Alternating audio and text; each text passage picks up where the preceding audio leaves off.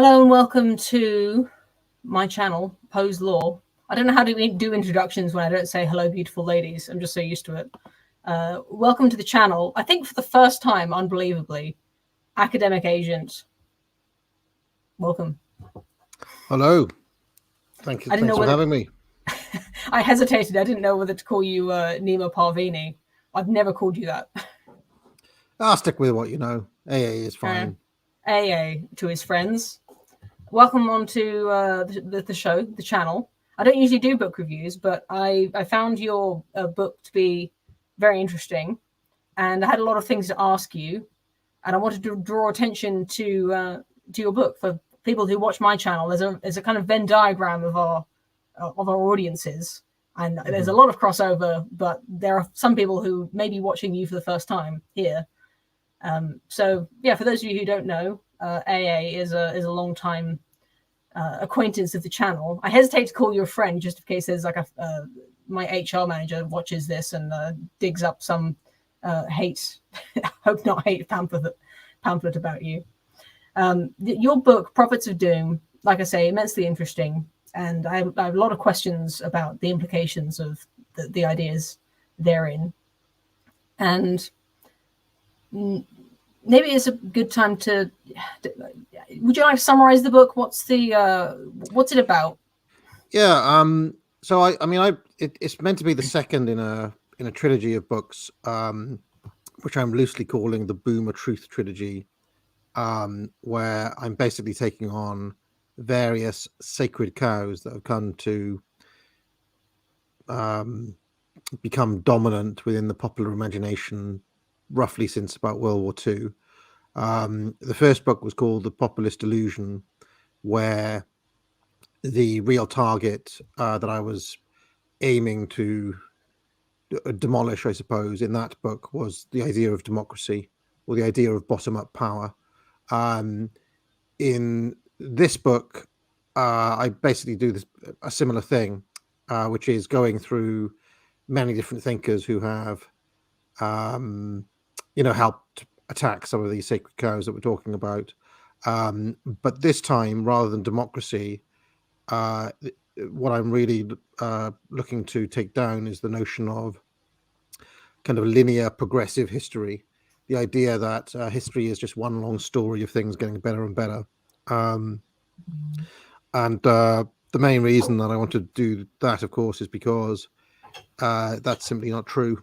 As anybody who's read any history knows, it is not a story of things getting better and better. Now, that has been theoretically the case, or it was theoretically the case for a brief period, let's say between about 1800 and let's say about 1950 or something like that. But, since then, there's many arguments that have been made that things have got a lot worse. And you can actually do that in many, let's just say, superficial ways by pointing to such things as, crime statistics, murder rate, happiness, and things like that. And I do kind of here and there point to such things, social cohesion. There's many factors you can point to show whether things are getting better or getting worse. But that's not actually what I do in the book. I wanted to almost deal with it in a way that came before such considerations as the crime rate or whether people are happy or not, if that makes any sense. Almost kind of get to the metaphysics of history, if that makes any sense. And these thinkers that you can see on the front of the book, who are the prophets of doom, I think can help you do that. And essentially what I did is I go through these. I mean, there are 9 on the front of the book and there are 2 living. I go through them and I kind of, summarize and share their basic thought. And then, where possible, I try to draw some connections between them to tease out some commonalities and help us think about where we are in history and how we might think about history in a way that is not progressive. Because I do think that actually a lot of people have stopped thinking in a progressive way. I used to teach a lot of classes in universities and things, and one of the topics, one of my specialisms has always been historiography. And I remember teaching one class, can't remember exactly it was something to do with historiography, and I would always ask people, what is the shape of history? What is and actually I found that many students, without any input from me whatsoever, would actually default to the cyclical model themselves. Um, and that was 5 or 6 years ago. So I actually wondered the extent to which many of the things I'm attacking in these books, in what I'm calling the Boomer Truth trilogy, are already in a way dead, and I'm just kind of exposing that fact and helping people to think something else. Um, I have to the, I have an alternate theory, if you don't go mind. on. Yeah, go on. I think that the idea of decline is actually very prevalent and has been pretty widely accepted throughout history. There's always been, well, the prophets of doom, I think, exist Mm-hmm. in every generation. And I wanted to start the stream by quoting you a passage from The Rational Optimist, which is it a book you've read? Yeah, I seem to. Was that a libertarian book? Yeah, Matt Is that Ridley is Matt I Ridley? think, I Irish remember writer. it. Yeah, I have that somewhere. The Rational Optimist. I have it. Yeah. So I read The Rational Optimist when I was 19. And at that age, I think a lot of people had this dissatisfaction with society, regardless of the facts of the material conditions they actually live in. When you grow up and you start to look around you at the society that you live in, it's natural to see all of the ways that things are going wrong. So in the modern day, we talk about climate change a lot, inequality, poverty, war. The news is full of bad news invariably. And this, I think this bias towards seeing the bad in the world, this sort of, this human nature that makes sense to focus on things that are causing danger, that may be a danger to us, causes Mm-hmm. people to constantly believe that things are getting worse and that we are on the precipice of doom. Even though, like you say, I think people believe that we are the most refined, moral, that we are somehow better than the generations that came before. In some ways, the idea that things are going to get worse soon, or that they're getting worse, I think is pretty prevalent. Well, I mean, what I'd say to that is that one of the things I found researching the book is that it actually kind of swings back and forth. So, and kind of unsurprisingly, when you're in an upswing, these ideas of cyclical history and of decline become untrendy. But when you're in a downswing, they somehow come back in vogue again. So, I mean, how can I put this? In the 19th century, when things seemed to be going rather swimmingly for the Victorians, not a lot of people wanted to hear a decline narrative at that point. But Thomas Carlyle was a very popular writer at that time. yeah, I mean, Carlyle was popular, but I'm not sure if his declinism was the reason he was popular, if that makes any sense. I mean, don't forget, he was a very good polemicist. He was, he wrote, he was talking about like the plight of the poor and things. And, this was the reason that Charles Dickens was popular as well, of course. And by the time he was an old man, by the time he was writing latter-day pamphlets, and he had kind of fallen out of fact, like, i.e., by the time he was like openly reactionary, he'd lost a lot of his liberal friends, and he was not as well loved at least by the establishment. Although they did try to give him a knighthood, to be fair. But just before World War One, there was a little period there where these ideas started to get going again. Then in the interwar period, so between the wars, there was the Great Depression. And I mean, Spengler and Toynbee were both best-selling authors. Spengler's Decline of the West sold hundreds of thousands of copies, which is, considering what a dense text that is, pretty remarkable. And even Toynbee's 12-volume study of history, sold many copies, more copies than my books today. For example, Adjusted for population size or in absolute numbers? No, in absolute numbers, in absolute numbers, and again, considering how dense and long study of history is, again, quite remarkable.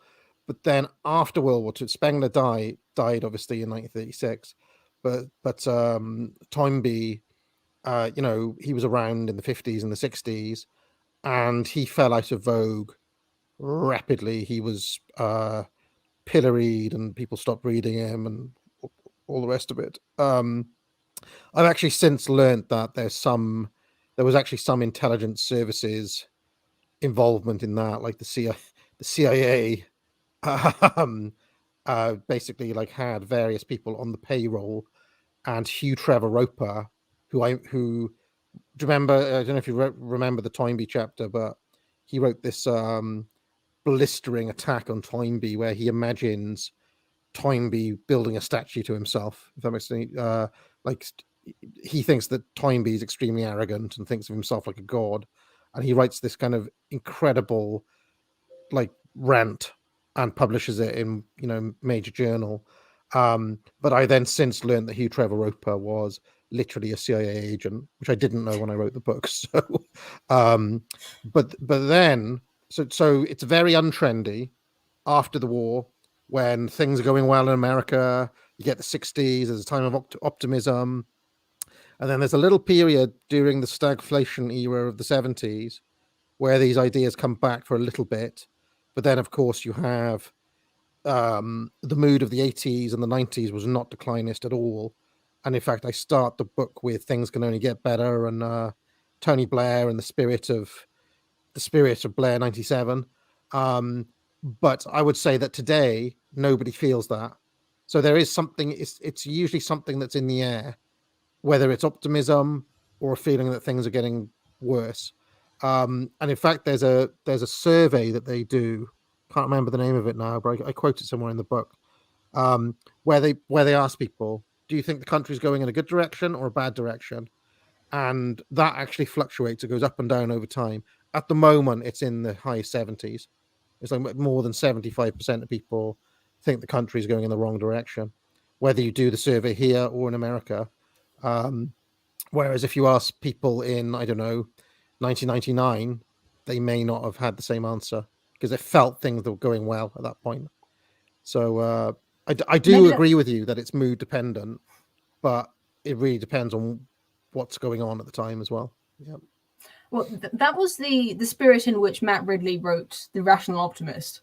And if you'll sit back and listen, I'll read you about a page from this. I think you'll have a lot to disagree with, and a lot of ground for argumentation. I'm not reading this as my opinion, but I think that it's worth scrutinizing the idea of cyclical history and decline with with the strongest tools possible just to analyze it. So this is Matt Ridley. Imagine that it is 1800 somewhere in Western Europe or Eastern North America. The family is gathering around the hearth in the simple timber-framed house. Father reads aloud from the Bible while mother prepares to dish out a stew of beef and onions. The baby boy is being comforted by one of his sisters, and the eldest lad is pouring water from a pitcher into an earthenware mug on the table. His elder sister is feeding the horse in the stable. Outside, there is no noise of traffic. There are no drug dealers, and neither dioxins nor radioactive fallout have been found in the cow's milk. All is tranquil, and a bird sings outside the window. Oh, please! Though this is one of the better off families in the village, Father's scripture reading is interrupted by a bronchitic cough that presages the pneumonia that will kill him at 53. Not helped by the wood smoke of the fire. He is lucky. Life expectancy, even in England, was less than 40 in 1800. The baby will die of the smallpox that is now causing him to cry. His sister will soon be chattel of a drunken husband. The water the sun is pouring tastes of the cows that drink from the brook. Toothache tortures the mother. The neighbor's lodger is getting the older girl pregnant in the hayshed even now, and her child will be sent to an orphanage. The stew is grey and grisly, yet meat is such a rare change from gruel. There is no fruit or salad at this season. It is eaten with a wooden spoon from a wooden bowl. Candles cost too much, so firelight is all there is to see by. Nobody in the family has ever seen a play, painted a picture, or heard a piano. School is a few years of dull Latin taught by a bigoted martinet at the vicarage. Father visited the city once, but the travel cost him a week's wages, and the others have never travelled more than 50 miles from home. Each daughter owns 2 wool dresses, 2 linen shirts, and 1 pair of shoes. Father's jacket costs him a month's wages, but is now infested with lice. The children sleep 2 to a bed on straw mattresses on the floor.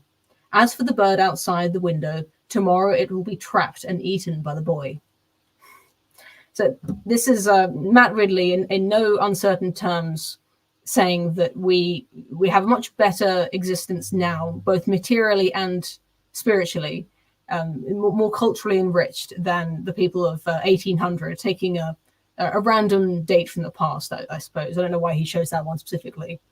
But it strikes me that this is he's taking the romanticization, the sort of nostalgia for the past, and so simplicity and the sort of morality of the past life, and contrasting it with what would be unlivable conditions by today's standards.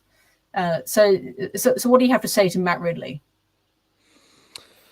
Nothing really, because I mean, it's obvious that, from a certain point of view, there have been, if you measure it in terms of economic outputs per unit of input, improvements between 1800 and now. And in fact, I remember Matt Ridley well, because he was always very good at showing it in units of time. I don't know if he does it in that book or if he does it in another one, but he shows like, the average person today only has to work like 5 minutes for, 3 hours of light or whatever. But, if you measure it in candles, the person back then would have had to work for a week for like, a day, an hour of candlelight or something like that, or whatever it was. So, I always thought that he was very skilled at doing that sort of thing. And of course, I don't deny those economic arguments in a sense. But a lot of these authors basically look past the material gains and actually point to those material gains being, in the long run, the cause of unraveling, if that makes any sense, because they serve typically to weaken the strong binding elements that creates the civilization in the first place. So the success conditions that Matt Ridley is talking about, which are the profits, if you want, profits,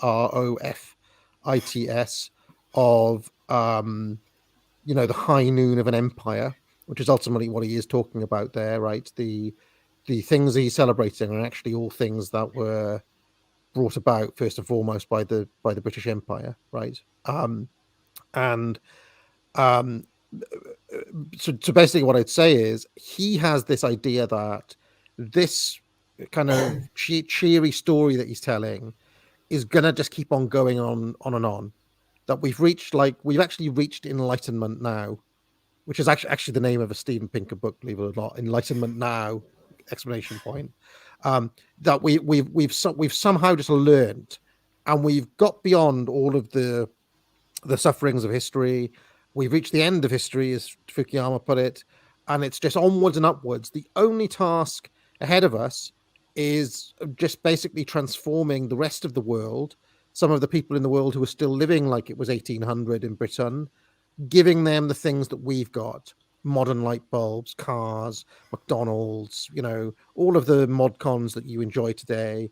And, they'll be grateful for it, that they all thank you for the incredible gains in material and in, life expectancy and all the rest of it.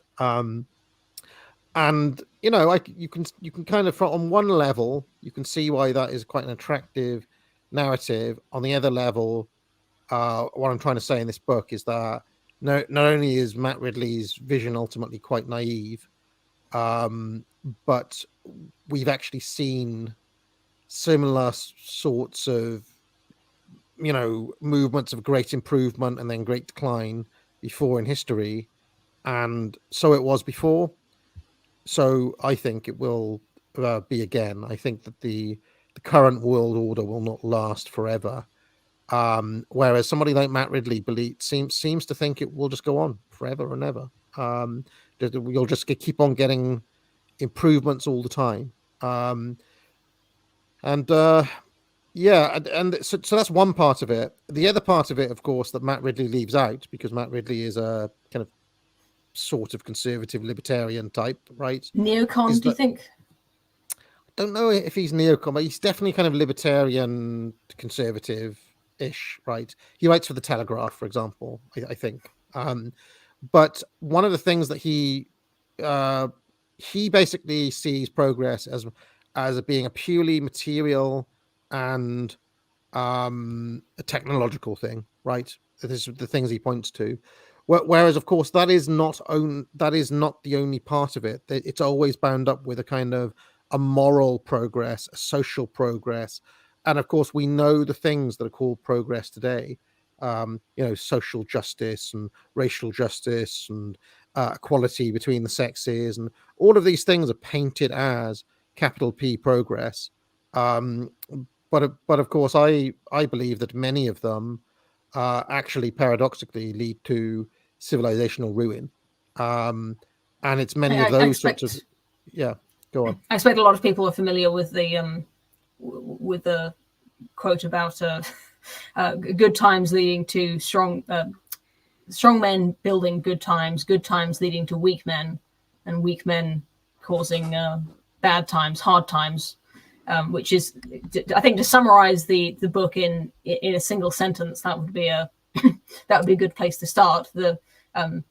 Just to summarize what you've been saying, the material conditions that lead to a healthy, secure life also do not build the kinds of people that are able to continue that material progress. Right, and I mean, if it comes to, I mean, he chose 1800 because that was nice, safe, and quite far away, and he could choose. But like, if he chose, like, let's say 1960, all right, okay, you're going to lose your mobile phone and your internet and so on, right? Okay, some of those things, and you'll have never played a Nintendo or whatever. But I think many people, if faced the choice between the choice of living in London in today, with all its great diversity, right, and its Sadiq Khan and all the rest of it, or any modern day city, and living in the equivalent city in 1960, I think they'd seriously consider going for the earlier time. I'm not saying that everybody would. Many people maybe love some of the things, the diversity and the crime and all the rest of it. But I'm just saying it's not an absolute given. What about the foreign restaurants, the food? I mean, I really think that I guess what I'm trying to get at now is that even the material part of the argument is starting to fall down, right? I mean, to put it very bluntly, most boomers could probably say, hand on their heart, that they had a better life than their parents and grandparents, okay, who did live through 2 world wars, don't forget. But they could probably say that their lot in life improved on the generation that went before. But I am not sure that today's 20-year-old, today's Zoomers, today's millennials, and even to some extent Gen Xers can say, hand on heart, that they have enjoyed a kind of higher standard of life than their parents did. Well, the suicide rate, I think, bears this out. If we do live in a better world that's more conducive to human flourishing, then why do people wish to exit from this existence at a higher rate than we've ever seen in history? Yeah, exactly. I mean, I think I'm sure I quote suicide stats in there at some point. So yeah, I mean that was kind of my long answer to Matt Ridley. But I thought, in a way, the specifics are less important though than the overall shape. The idea that it's really like, I mean, the way I'll put it is this: if your belief is that the American empire, which is the empire we live under now, is going to last for another like 3,000 years, I think you're mad. And I think that my position that civilizations rise and fall is sane. And I would love to see, I've never seen anybody, when I put it in those terms, I have yet to encounter anybody who doesn't immediately just say, actually, you're right. So, I mean, anyway, carry on. I do have a quibble with it. Not that I really believe this, but I do want to present you with the possibility that, although we are experiencing some symptoms of decline at the moment, there are, even within the sort of the larger rise and fall, there are periods of, the economic cycles of boom and bust, and there are ups and downs. We have wars. We have, we had the Great Depression. Things are certainly better than they were then. We've had assassinated prime ministers and presidents in the United States. We've lived through less secure times than we have now. And like you say, there are, these ideas gain popularity in times of what could be just a localized low in what is an otherwise upward trajectory. And technology is still increasing. The computing power that we have and the creativity of the productivity of people using computers is increasing. So a very intelligent person with a computer now can produce much more, intellectual products, cultural products. They can make scientific advancements far greater than a person with the equivalent intelligence and creativity could in 100 years ago, 200 years ago. We can get more bang for our buck out of our intellectuals than we ever could before. I mean, this is not something I discuss in the book, but it is stuff that I've seen Ed Dutton and others kind of talk about, and in some of Dutton's books he talks about this. If it's really true that computers have unleashed the unlimited potential of invention, why has the rate of innovation slowed? Why has the rate of invention slowed? Why has the rate of unique patents slowed? And I think that the per capita rate has actually greatly declined from the 19th century to now. So, I mean, I would actually question the extent to which that is true. First of all, I actually had this argument with a group of friends of mine who were all physics PhDs, and after they were like, oh no, and they started then trying to name like inventions and so on. And after about half an hour on, and they went on to Wikipedia and they were getting their stats out and stuff. And after about an hour, they had to say, like, yeah, actually, you're right. Apart from a couple of things, this, it basically stops in 1950. And then he tried to train it, and then he said, oh yeah, so if what you're saying is that the neoliberal order has slowed it down, then you're right. Is what he, because he tried to kind of save it with some left-wing talking point or whatever. But the point of the matter is that whether you argue it from the left or the right, the claim that technology unleashes our potential isn't true. And I would actually argue that when it comes to the computers and internet, the aggregate effect of those things is to have made the general population, massively more stupid than they were even 10 years ago, let alone 50 years ago. I'm not arguing with that, but I think there's a progress is made not by the population; it's made by the 1% of the top 1% who have the drive, the motivation, the intelligence, the creativity to make these advances. And although per capita, whatever, like the point is that we do still have tremendously clever, creative people alive today who are still working on things. You can talk about rates of innovation and patents, but just recently we've seen a new AI image constructor which it far surpasses anything I expected. I've been playing with this thing for the week since it's been released, and it has made me question what AI is capable of. And I don't want to get into an argument with you about what AI is capable of and whether it's all just a lot of hype. But I think it's possible that if these AIs continue to develop, there's a tiny enclave of programmers who are working on this problem, and there's a lot of money to be made here. And if that continues for just a few more decades, I think we could get something not exactly like you see in Star Trek or in 40K, where you can just have a 3D printer make you a nuclear reactor with a push of a button.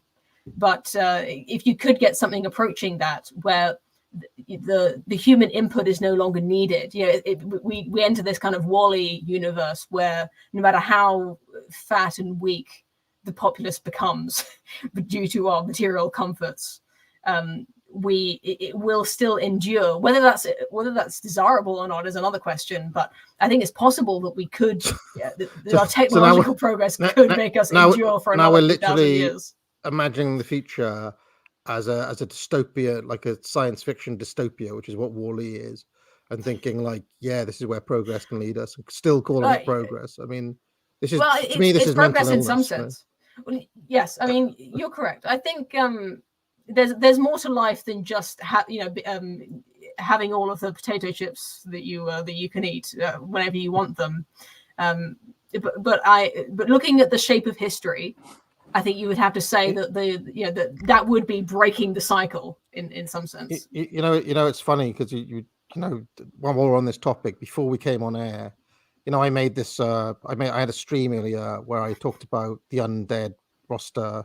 Like I tried to make my own undead roster, unrelated to anything to do with this book.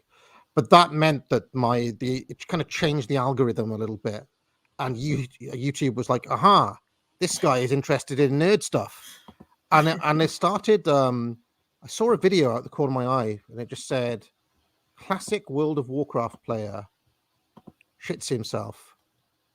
This was from like 5 months ago. And like this guy is like one of the world's best known World of Warcraft players. He's probably about 30 stone, like a really big guy. And he's in the middle of this battle and he loses. And then he literally on screen, you see him close his eyes. And, apparently that's what happened live on camera. And I was thinking like, okay, here we are. This is the promised land.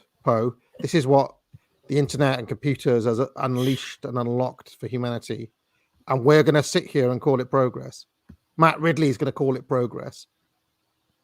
I take the 1800. I think it'd be better to be the little guy in 1800 having his stew with his family and saying his prayers, even if he died when he was 40, than being that World of Warcraft dude. I seriously do. But anyway, carry on. I don't think you're wrong. There's something beyond the material comforts of life that makes life worth living, that makes humans worthwhile, that Matt Ridley didn't quite address in his book.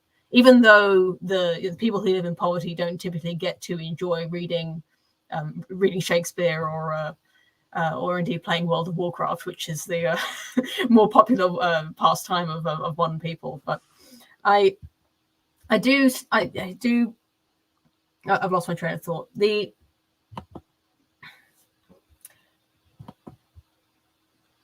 Just got the notes here. What I wanted to ask about is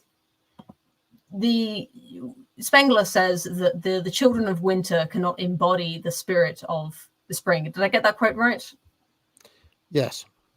I think that we are as removed from the people who lived in 1800 in that way, or indeed the Bronze Age mindset, that we can pretend that we understand what it's like to live that way and to have their values. We can kind of imagine that we can get into that ethical frame that they lived under, but it's only a sort of mental exercise, and we can't really put ourselves into their minds in that way that Spengler articulates it better than I can.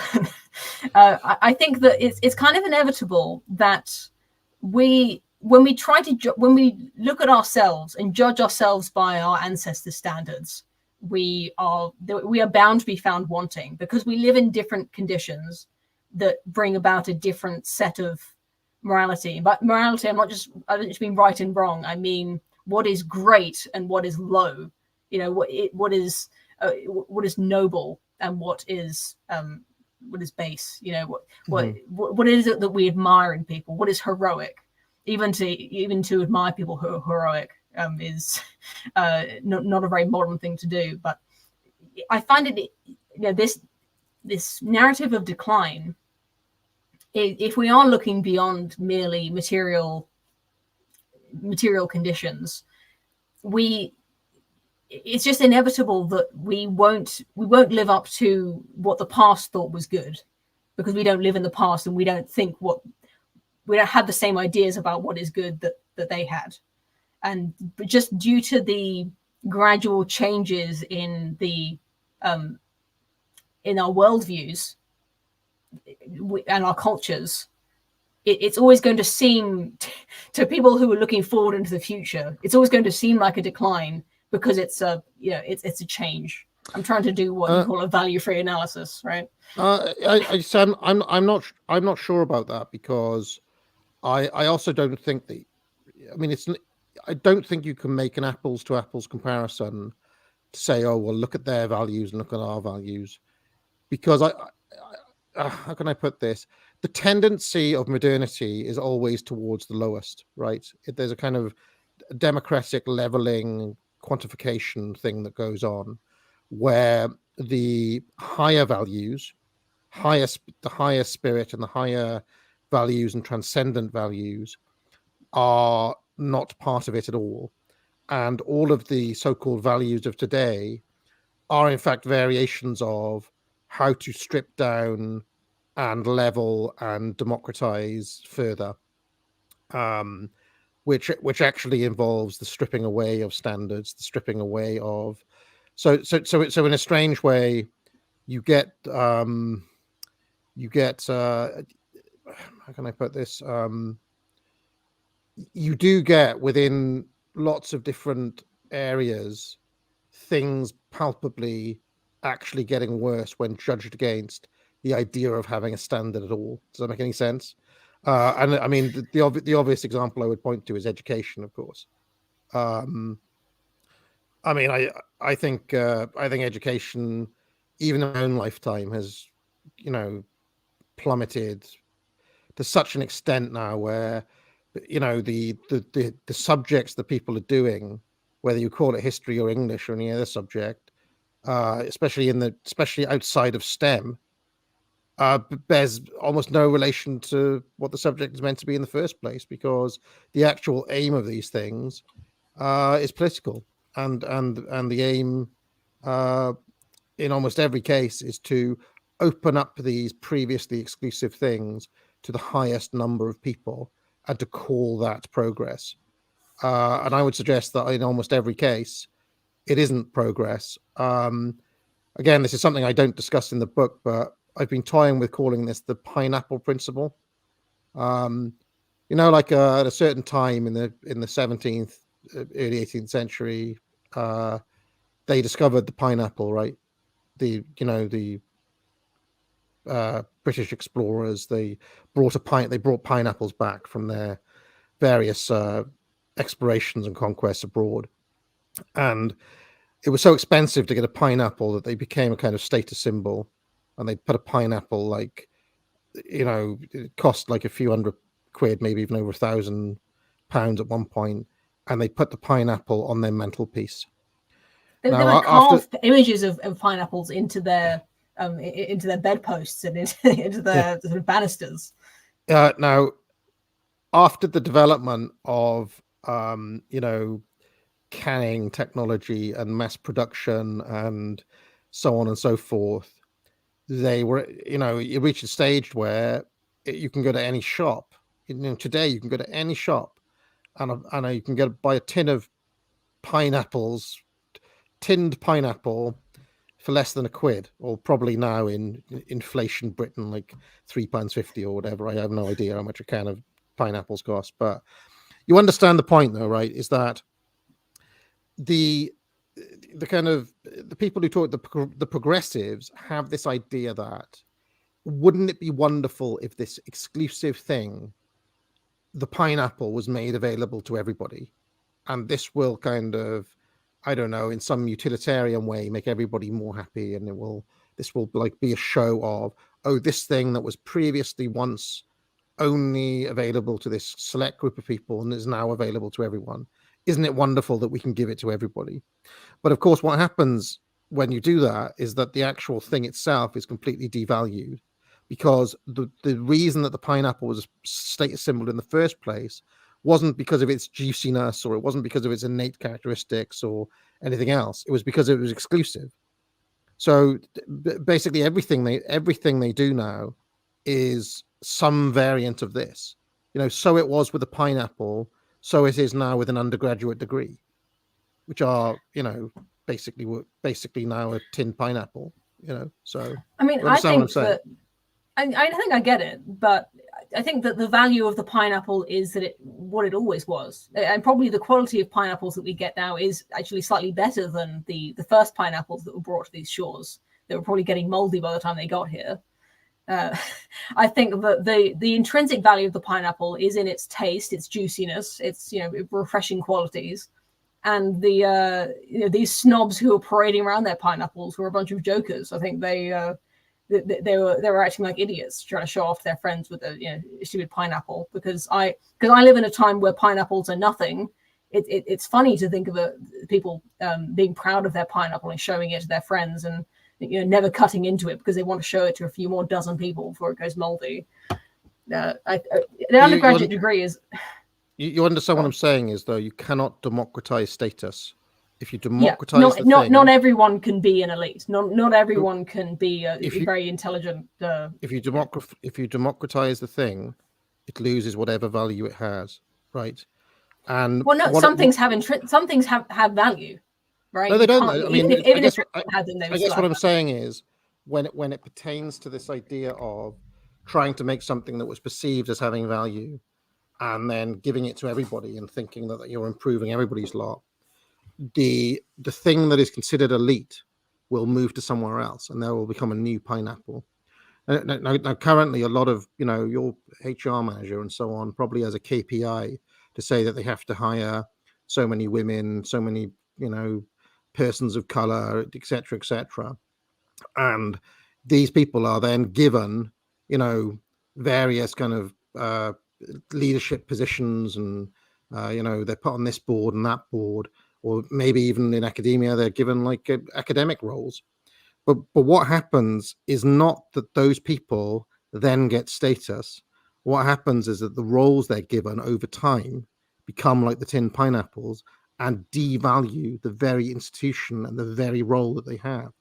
And again, with academia, would you say that as the number of blue-haired feminists has increased, that respect for professors has gone up, or respect from professors has gone down over time? It is as it has become democratized, people have just simply stopped paying attention. People have simply stopped attributing those things with value. You understand the point I'm trying to make, though, right? Is that that there's no way of, and I guess what I'm trying to get at is people want to ascribe that process of making these things ever more available as quote unquote progress, but actually what they do is over time they destroy the thing itself. I think Brian Kaplan, when talking about education, made a good analogy to everyone, a crowd of people watching a performance in a theater who are finding it hard to see over the heads of the rest of the crowd. If one person stands up, they have a very good view. And they'll have like tired feet by the end, but it's probably worth it. But the more people stand up, the less that standing up confers any extra sort of value, because you're looking over the heads of other people who are standing up. And by the end of the performance, everyone is standing up and everyone has the same view that they had to begin with when they're all sitting down. which is a slightly different. It's a slightly different principle, but I think it's almost like the opposite of the pineapple, because everyone by the end of the performance, they all get to see they get to see what they would have seen if they'd all sat down, except they all have tired feet now, rather than the pineapple where we all get to have pineapple and our life is improved by some fraction of 1% of happiness. That we actually have improved the lives of a lot of people who get to eat pineapple who wouldn't have otherwise. I don't know if that's counteracting your point at all, but to come back to civilization, if you don't mind me moving on, I do want to know more about the methodology of how the other thinkers in the book and you have gathered information about previous civilizations. As we know, there are many lost civilizations who we only know about because they have some bricks in the sand that were buried thousands of years ago. We don't have any of their records. We don't know what their culture was like, other than they built some buildings. So what past civilizations do we know the most about? The fallen civilizations, and what's your sort of go-to example for thinking about the previous civilization? I mean, I think by far the go-to example is Rome. People tend to talk about Rome first when they think about this, right? But what are some of these guys did, Spengler and Toynbee in particular, but also Tainter and various others, is that they tried to look across many different civilizations, right? And Toynbee, in fact, tried to do like an entire world history. That's why it's 12 volumes long. Although, as with everything, they end up giving, like, I mean, Spengler, for example, I mean, there is definitely people he gives pretty scanty treatment to, right? I mean, his discussion of like Native Americans is like half a page or something, whereas the discussion of the discussion of the Rome discussion of the various Middle Eastern civilizations, Persians, various Arab ones, Ottoman Empire, they tend to get the lion's share of attention. China to some extent as well, because that's been there a long time. In terms of how these guys got their information, each one of them worked a bit differently. So, I mean, I don't know if you want to go into like research methods and things. I think Tainter has some background in archaeology. He was actually like a kind of archaeologist of some sort. He actually worked with the Forestry Commission or something, I seem to remember. Some other of them relied on secondary history. They just read widely. They read a lot of history. I'm pretty sure that's how Brooke Adams worked. Some of them, like Spengler was a bit mysterious because he doesn't have a lot of footnotes and things, just kind of declares stuff. I think Spengler was the origin of the meme, the source is that it was revealed to me in a dream. Yeah, I mean, you've got to remember that he actually wrote most of Decline of the West in candlelight during World War One, because he had a special dispensation not to go because he was in poor health, and he wrote most of it by candlelight with like no books or anything. He just wrote it from his own memory. So he has, I mean, he definitely has influences and sources and things, but it would take an edit. Like, you need to get a good edited edition where they kind of fill in that info, because original Spengler doesn't have any footnotes. But he seems to know an awful lot about different things just from like his own learning, I suppose, and then he just doesn't bother to reference anything. Toynbee was actually an expert in the classical civilization. That was his background. So he came to it as a scholar of antiquity, if that makes any sense. And then he kind of filled in some of the other gaps himself. He got some books on India or whatever to try to learn about other civilizations. Evola, who's also one of the people we look at, has a very different method where he actually doesn't read any, like, he just bypasses all that and reads their myths. He reads their mythical texts, because he's got this idea that the myths that people tell, the myths that a people tells about themselves in some strange way is more true than the actual history. I mean, it's a nice idea. Yeah. The reason I ask is these claims of what previous civilizations were like. Not being a classicist myself, I'd never come across the claim before that previous civilizations went through what we're currently going through in terms of becoming more rational, more sort of atheistic, more degenerate, the sort of turning away from religion in the way that we see happening now. I think it's pretty common belief that we are the first people to ever turn away from God. The Nietzsche was the first person to ever say that God is dead, and atheism was invented 100 years ago. Is that were the ancient Hindus also going through this sort of turning away from their religion, or did it come about in a sort of different way for them?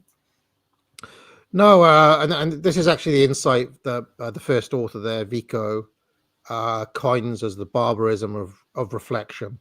It's actually happened lots of times in the past, and the example he gives is the ancient Greeks, and the point he's trying to make is that a lot of modern people look back on ancient Greece, and they see Plato and Aristotle, they see Socrates and Plato, and they mistake Socrates and Plato as being the causes of what made them great, whereas Vico wants to say actually the coming of Socrates was the beginning of the end, because Socrates was basically a shitlib, a kind of ancient Greek shitlib who questioned everything.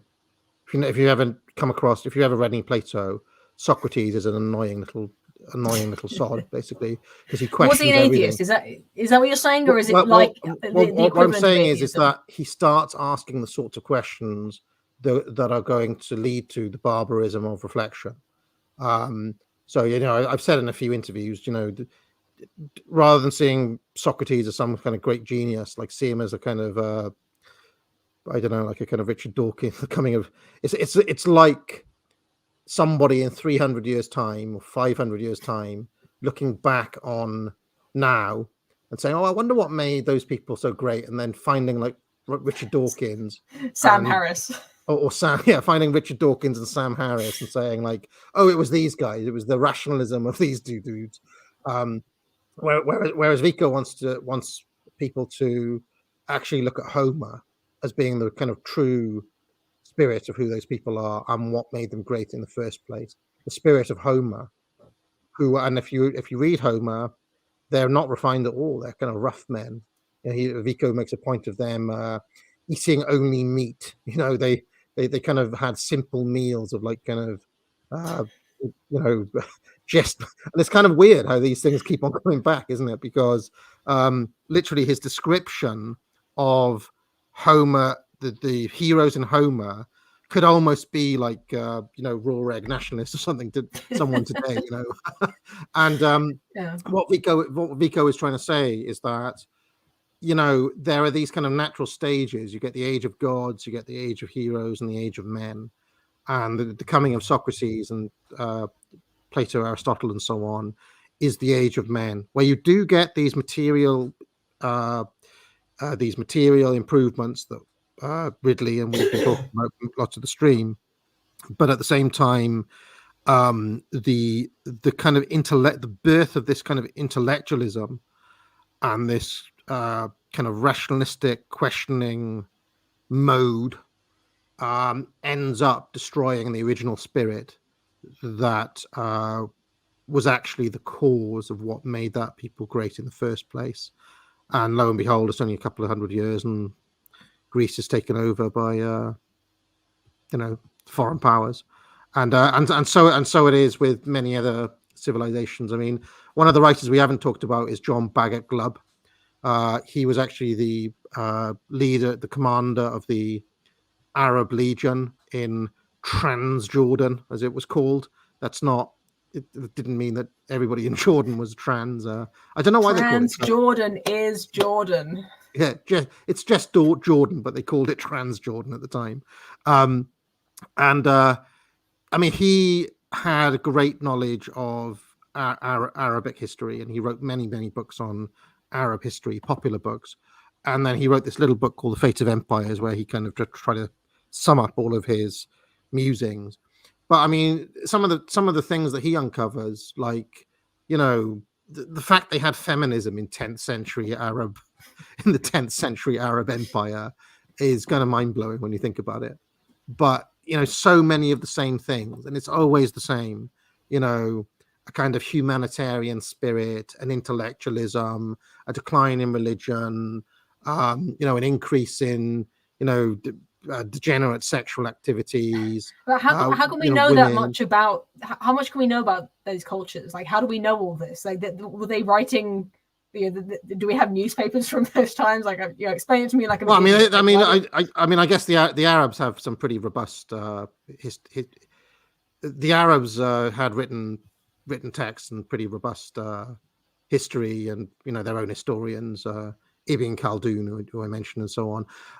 Although it is somewhat mysterious, because I also wanted to find this out, Poe, and Glubb, like many of the other guys, he was a military man. Right, he was a general, and he was writing for kind of a general audience, so he wasn't always the best with footnoting all his sources, like me. So he doesn't actually source most of the time. It's just like, oh, you know, I just know this, basically. So that there is quite a lot of that by a lot of these guys. Like, I guess that's what I'm worried about. I did have a request when I asked people what they wanted me to ask you. And by the way, guys, if you have a question for AA, do send a super chat, because I can't keep up with the live chat right now. Someone asked me to ask you about your daughter, because they like hearing cute stories about her, and I do too. But while you're thinking about that, what you said about eating only meat reminded me of a scene in my own home just tonight, where I presented my daughter with a lovely beef stew with beef and potatoes and carrots and gravy. It was a very nice stew, but she ate only the meat. She stabbed it with a fork and ate, you know, skewered the pieces of meat and said, "I only like the meat." Well, so, she's going to be a warrior when she grows up. I can't make AAA is still at the age. I mean, she's not 4 yet, but she would do the opposite. I think she'd pick around the meat, or she deliberately. I try to sneak it. I try to put a piece of meat on the fork sometimes and sneak it behind a bit of pasta or something, and she will literally pick it out of her own mouth. She's very vigilant about not eating meat. Although I did get her to eat a sausage on Sunday. We went for it's hardly meat, is it? It's just fat and salt. I mean, you know, it's better than nothing, because yeah. In fact, it was kind of cute. We went to this old pub that is near the lodge here, where you can get like traditional pies and things, and sometimes Mrs. A likes to go in there. And we got there, and I kind of deliberately tried to keep her hungry so she'd actually eat something. And she said, "Daddy, I want big bread and gravy." Big bread and gravy. What she really meant was the Yorkshire pudding. So we got a Yorkshire pudding, gravy, and a little sausage, and she did eat the sausage. So there we go. It's a AAA. It brings me around to something you mentioned, which is raw egg nationalism and the Bronze Age mindset. Mm-hmm. Are these? You said that you know, intellectuals and conservatives are a phenomenon that only exists in the barbarism of reflection, right? The age of intellectualism and rationalism brings a lot of self-reflection, and you get these people who, you know, like me, are LARPing, you know, doing a traditionalist LARP where we have nostalgia for the past, and we're trying to reignite the feelings and the ethics that once made our people great, and you know, eating only meat and and egg yolks to try and embody the spirit of our ancestors. Is that you know, according to Spengler? I know it's not something you indulge in as much as some others. Is it impossible? Is it stupid to LARP as a traditionalist? I mean, I'm deeply skeptical about the ability of anybody who was born in the kind of current era to embody any other time, but this one.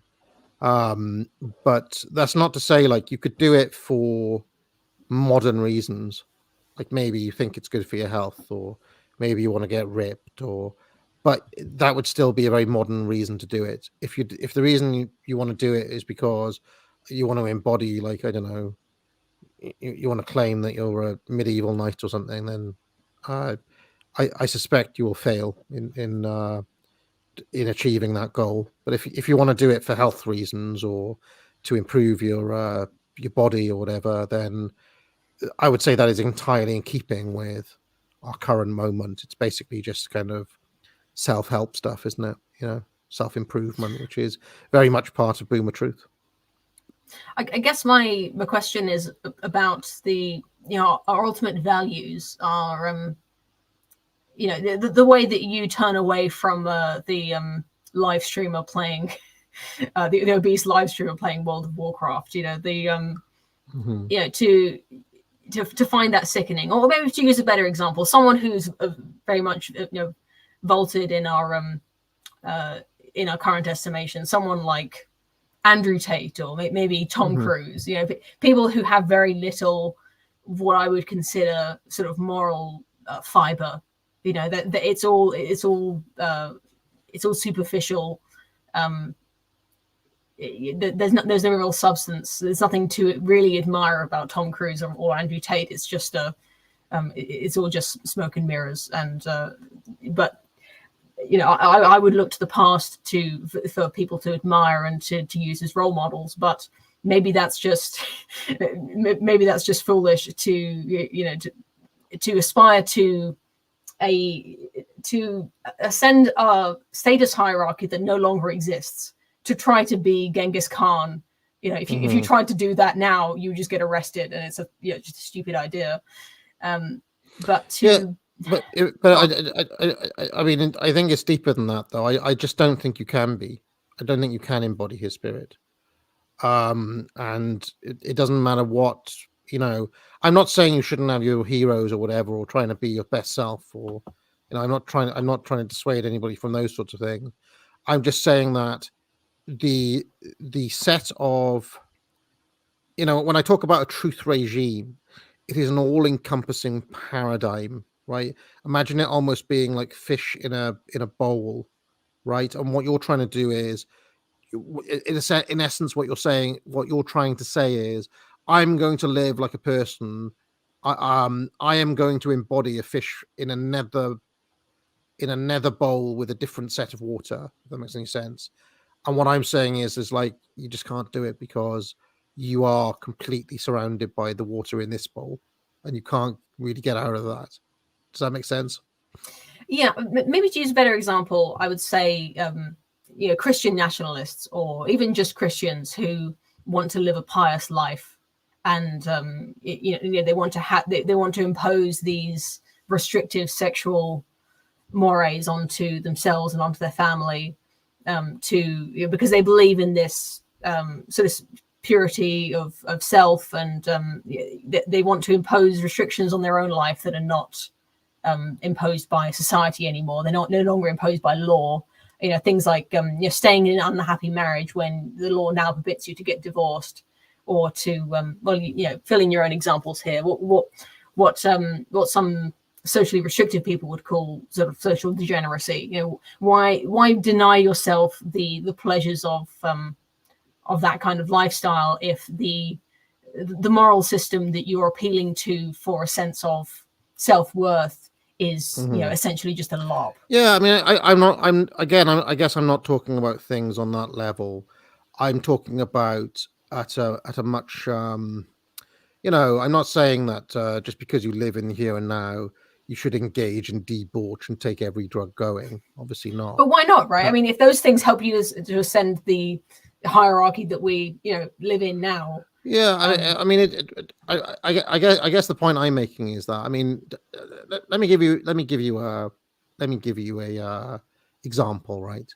Back in like medieval Europe, at the height of the power of the church, pre-schism, pre-Guelphs and Ghibellines. If you go back to that era, right? That was, to use Vico's terms, for the West, for what we call the West now, or Faustian man, that was the Age of Gods period, right? And in fact, there's a fantastic description of how those men kind of reacted to things. Okay, it was almost like they believed in magic, truly, well and truly believed in magic. Okay, and Brooks Adams has got this amazing description of how, like, when the emperor confronted Gregory VII, how they responded and how it kind of almost like melted their brains. Okay, and what I'm saying is that the reaction, like, if you can imagine going back to that time and somebody ran in and they'd say, "Oh, I have a prophecy," or "I've seen a miracle," or "Look at that," or the way that information would have been carried at that time would have been believed and believed utterly. Okay, i.e., the fear that they had was a genuine fear, and it was total. Right? It was kind of completely true, almost like a child who still believes in Father Christmas or something. Okay, and now I would say that you could go to any church, any congregation, anywhere in the West, of people who even call themselves Christians, and I can guarantee you they would not respond in the same way to the same impetuses that existed in the 11th and 12th century. Right? You could have had the exact same scenario, and those same people today would look at that person as if they were completely insane, mad. They would not take them as a prophet. They would not believe a miracle had happened. They do not believe in magic, because they are they are the children of winter. You understand what I'm saying? And that is, even people who believe, even people of the faith, cannot embody it in the way that people did in the spring. That's what I'm trying to get at. No, I completely agree. By the way, I have been to a church where someone was speaking in tongues, which was completely unexpected. And not that everyone there believed it, but everyone there was willing to be quiet and not not question it. It would be kind of rude to say, like, can you stop doing that? I don't believe you're really speaking in tongues. But I didn't expect to see that in a modern church. To come on to a new point, where should we go with this? What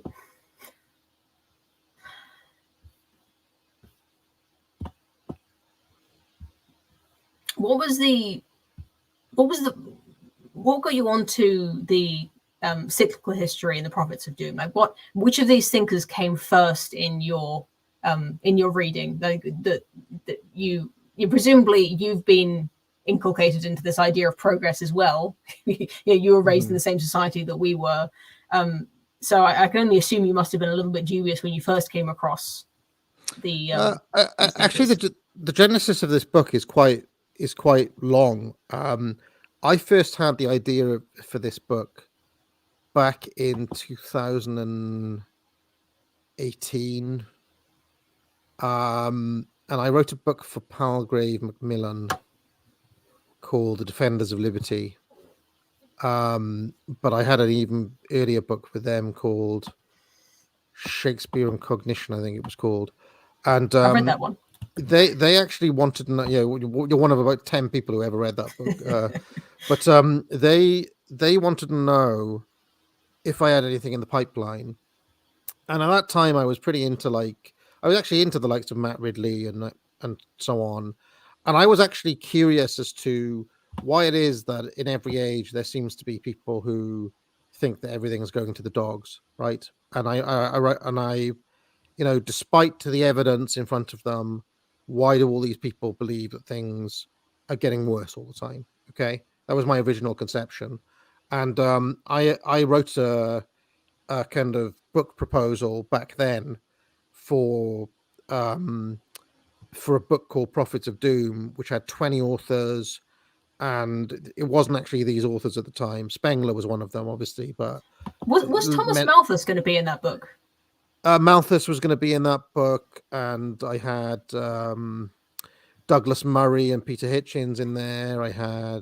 There were lots of people in that book. It was kind of like a much longer survey, and it started with Jeremiah and Cassandra, and I've probably still got a copy of it somewhere, that original proposal. Now I want to read that now.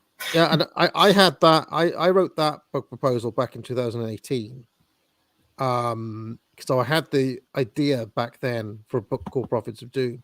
They were interested, Palgrave, but Palgrave probably did the worst job I have ever seen of releasing a book when I brought out Defenders of Liberty. Like, it's still £80 or something. And I don't know. And they did a terrible job with those are my two least best-selling books ever were with Palgrave, because they did nothing to push it and whatnot. So I just didn't. In the end, I just kind of sat on it. I just said we kind of had an agreement in principle, but then I just didn't do anything with it. And then when I started getting more into some of these guys, like Evola and Spengler and so on, I then thought, oh, I might dust off this old book, and and then as I came to think about it, it kind of transformed into something else. And in fact, a bit of kind of inside baseball, I actually went back quite a few times between me and the publisher as to who should be included and who shouldn't, because they were worried that the writers were all too old and they wanted more modern people in there. So they actually were pushing for Douglas Murray and Peter Hitchens and so on to be included, because they were worried that it wouldn't sell, that people wouldn't be interested. And in the end, I said, oh, look, I don't think I can really write a essay. I can't really write a chapter on it's almost impossible to go from writing about, Spengler and Carlyle to writing about Douglas Murray, because Douglas Murray is a journalist who has no really substantive ideas that aren't journalistic, if you know what I mean. There's no Strange Death of Europe is a very well-written book, but it has no truly deep ideas. Do you understand what I'm saying? It's got a very narrow scope. It's about a very specific issue happening to this country now. And even Peter Hitchens, who's a writer I really like, is the same. It's basically journalistic, right? And so I kept on coming back to them, and we went back and forth many times, because I wanted to greatly reduce the scope of the book, and they were always trying to make it more modern all the time. And in the end, I sent them Tainter and Turchin as the two modern authors, and they seemed to be all right with that. So there was a kind of bit of a genesis for this book. Thinking about civilization, there's a few things that I had in mind while reading Prophets of Doom, thinking about what are the lose conditions for Western civilization? Like, what are the things that we should look out for, coming down the pipeline that would really be a portend of doom? Did you have anything in mind like that we should be anticipating, preparing for? What spells doom for us? I mean, in my opinion, America is completely, it's almost a foregone conclusion that society will not be able to persist for much longer. But what is the mechanism of its downfall? Well, I mean, to put it bluntly, Poe, the changing of the original stock of people, demographic change, which leads to. Well, it leads to any remnant of the original animating spirit having been lost. And then, you see, the trouble is that mechanisms are set up, the civilization is built up, and then people forget about the things that got them there, even while they take them for granted, right? Even while they take them for granted. And a good example of that is the kind of cavalier attitude of the Matt Ridleys and John Stuart Mills and the classical liberals and the libertarians. Their kind of cavalier attitude towards religion, for example. which they thought that they could like, oh, actually, the thing that's really propelling us into the future is capitalism, right? It's the market process. But of course, that's only half a worldview. They're missing out all of those other things that they simply took for granted, which is basically living in a high trust Christian European society. They took all those things for granted. A much more recent example would be the baby boomers, who grew up in a very safe post-war environment.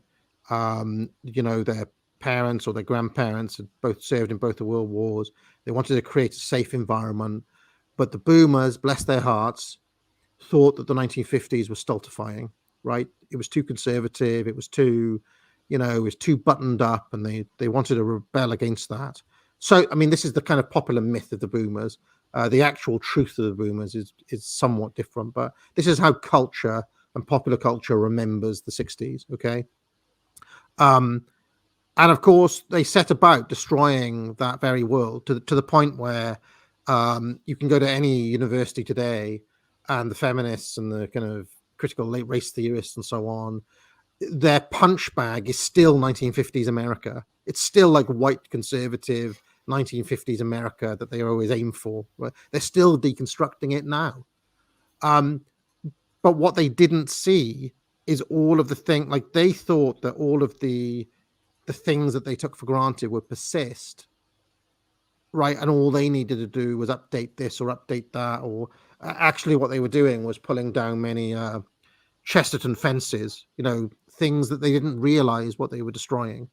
And lo and behold, they end up taking most of the society with it. So, and once you get to the point where most of the people in a place are no longer the original founders of that place, if you want to put it that way, then there are many, many examples of what happened. Examples like Detroit, for example, or Chicago, or I don't know. I mean, there are so many examples. It's unreal. But let's just stick with Detroit as one example. Yeah. Well, I guess what I was aiming at was to take Detroit as an example. The manufacturing and the businesses that were set up there could no longer be profitable, and they took their jobs elsewhere, or they went out of business. So that when I say a mechanism for decline, I mean something like that. That's like, what is the bottom line? No, but I mean, we can no longer maintain the society that we built. Just to stick on that example, I do not believe that manufacturing being moved away from Detroit was the primary reason for its decline. Yeah, it wasn't the first reason. It was I'm saying that was the consequence of that was the final consequence that ultimately led that is the symptom of decline. But the actual root of what happened there is that the people who replaced the original occupants simply didn't have the same tools. They didn't have the same norms. They didn't have the same social customs. And of course, I mean, they weren't able to maintain those things. And frankly, I'm not even sure if they wanted to maintain those things, or if they could maintain those things, even if they wanted to. And I guess, so I would say that is a huge mechanism, and it has been a mechanism all through history, which many of the writers go into. Glubb, for example, goes into how pretty much every empire gets an influx of foreigners, foreigners that have been incorporated into the empire, then tend to coalesce around the capital. And, it's kind of quite symbolic, really, that, if you look at London today, London has become a majority-minority city. Well, it's not the London of your grandparents anymore. And, despite what Sadiq Khan says, I would say that, it's obvious, I think, to everybody that London is not what it once was. It really isn't. It's now something else. So that is I would say the chief mechanism is that. Yeah. Okay, thank you. I think what I was getting at is some examples I had in my mind were that, in looking 50 or 100 years from now, we may not be able to manufacture effective antibiotics anymore. Like there'll be no factory on Earth that can get the materials, the capital, and the human element, the human capital, in order to manufacture effective pharmaceuticals or even basics like antibiotics or birth control. Indeed, like that. This is something that once this happens, we can no longer continue to go on as we have been. This is not only a symptom of the decline, the fact that we can no longer maintain these manufacturing facilities and supply chains. It's also a precipitating factor once that happens. Once we can no longer manufacture antibiotics, it's not going to get any better after that. It's going to get much worse. Do you see what I mean? Like, what's the bottom line? Is that the kind of thing that you think about, or you're thinking about it in more? I mean, terms? I think, you see, the thing is that I think a lot of these things comes down to a kind of will and spirit. A lot of things are downstream from that, and I mean, again, even within recent history, things that once seemed achievable now seem like a massive to do, if that makes any sense. Things that people getting a GP appointment, you mean? Huh? Getting a GP appointment. Yeah, I mean, I was thinking of like getting to the moon, let alone a GT. I like the spirit that got like the kind of American cultural high point of confidence after the war, where they put a man on the moon. There was a kind of swagger about it. Okay. And I think America very much has kind of lost that, even though it may try to put a brave face on it. It's obvious to everybody that that same spirit is not there. In fact, to the extent where now people are looking to a man like Elon Musk to try to do these things. But even when Elon Musk does his space projects, it's almost lost that romance. It's almost like nobody really cares. And I think that is a much harder thing, rather than like the mechanism of, how specifically he does it. People just stop caring about stuff. And I've noticed recently, lots of people have stopped caring about stuff. I know, again, it sounds anecdotal, but very recently I've been tweeting about it. I've been going to Sainsbury's or Tesco's, and young women now, women in their early 20s, they're just putting no effort whatsoever into it's like baggy, light gray joggers. I've seen like people wearing pajamas. Like that stuff didn't even happen 3 years ago, let alone 1950s. I mean, there's now not even the semblance of anybody making an effort. People just don't care. Yes, they don't care. I'd say that there's probably, they're probably too ashamed to say so, but I think there's probably some people watching this, people like my mum, who would say, people like you and Peter Hitchens, who care about things like standards, are probably being too melodramatic, and who ultimately cares if someone's wearing pajamas? Like, they're not hurting you, so just let them get on with it, because that's this is the liberal order that we live in, is that they, as long as we can still get our GP appointments and our antibiotics, who really cares who's wearing pajamas? So that I think I'm certainly sympathetic, I should say, to your worldview, but I'm just conscious that not everyone watching this is going to get it. That they don't care about standards in that way. They hold themselves up to their standards and their family and their friends, but they don't actually care about the decline. Why bother? If you genuinely don't think it's important, don't bother. You also go out in your pajamas. See, the thing is, it's like that's the first standard that goes, and then it's many other, like, you stop caring about that, you'll stop caring about other things. And this is There used to be like phrases like, "Oh, there goes the neighborhood," or "There goes the," and it's all the maintenance of these little things that used to make up a community. But of course now, if nobody cares, then nobody cares. You understand what I'm saying? Like, it's like a lot of the old social niceties that were inculcated by the old British order were actually about respect for other people. If you actually have a look at what most of what was called manners were actually about, it was recognizing that there are other people other than you, and it was out of a courtesy and respect for them.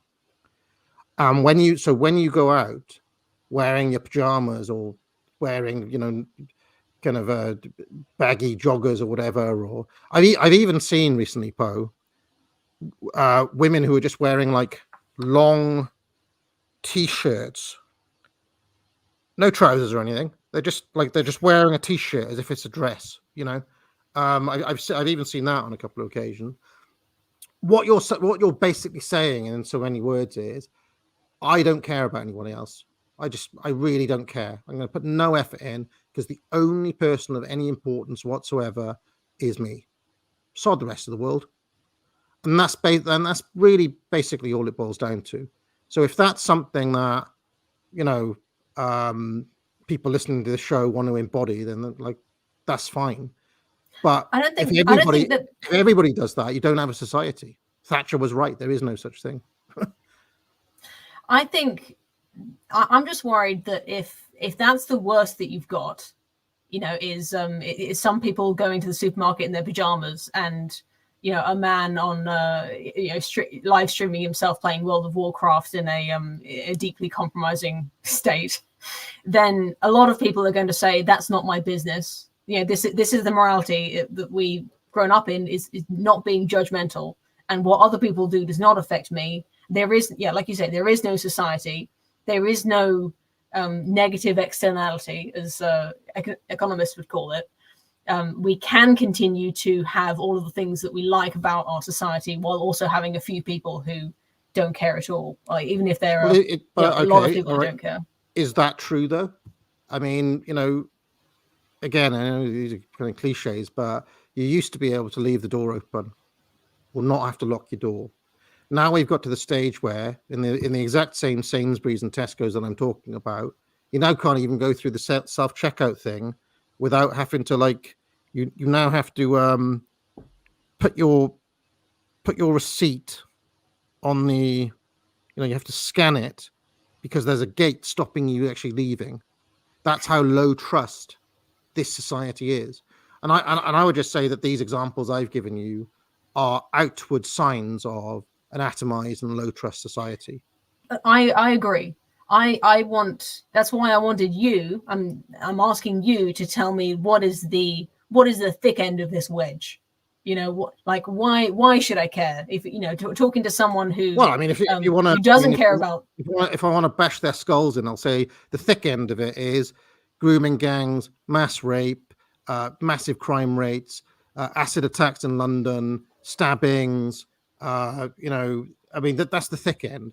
I was trying to go on the more genteel end, Poe, but Yeah, well, yeah, that's kind of what people care about that stuff, right? That's something that people can point to as this is what we're trying to avoid.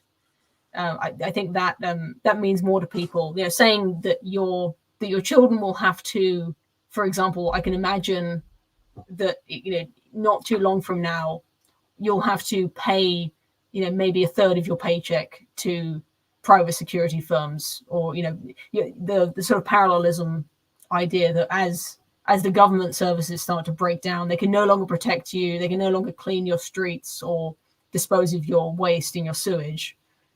We'll just sort of enter this anarcho-capitalist society where we'll be spending all our money on these basic necessities to protect ourselves from the barbarian hordes. For example, is that something you envisage? Most people won't be able to afford it, basically. I mean, I don't know. I don't know if it'll ever get that. I don't know if it'll ever get that far. Who knows? I mean, I can't.